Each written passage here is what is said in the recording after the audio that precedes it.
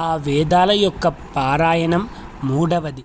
అంటే ఋగ్వేదము, యజుర్వేదము, సామవేదము, అథర్వణ వేదం, ఈ 4 వేదాలన్నీ కూడా స్వామి వారికి సేవ అనమాట. అంటే ఒక పెద్ద మనిషి వస్తే మనకు ఆయన ఏ విధంగా సేవించాలి అంటే భగవంతుని సేవంతా కూడా వేదముతో సేవ చేయాలి.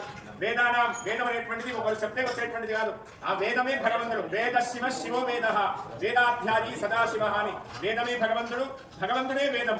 కాబట్టి ఆ 4 వేదాలన్నీ కూడా ఇప్పుడు చెప్పడం జరుగుతుంది. శ్రీమద్భగవతో దేవదేవోత్తమస్య దేవతా సార్వభౌమస్య అఖిలాండకోటి బ్రహ్మాండ నాయకస్య ఆదిమత్యాంతరహితస్య జగద్దశ భువనాధీశ్వరస్య పురాణ పురుషోత్తమస్య ఆదిత్యాది నవగ్రహ దేవతా ప్రీత్యర్థం సంకల్పిత ప్రతిష్ఠా యజ్ఞ కర్మణి సాయంకాల ప్రదోష పూజా సమये ప్రాగ్ద్వారే దక్షిణద్వారే పశ్చిమద్వారే ఉత్తరద్వారే ఋగ్యదస్సామాధర్మణ ప్రియ ఋగ్యదస్సామాధర్మణ సేవామవధారయ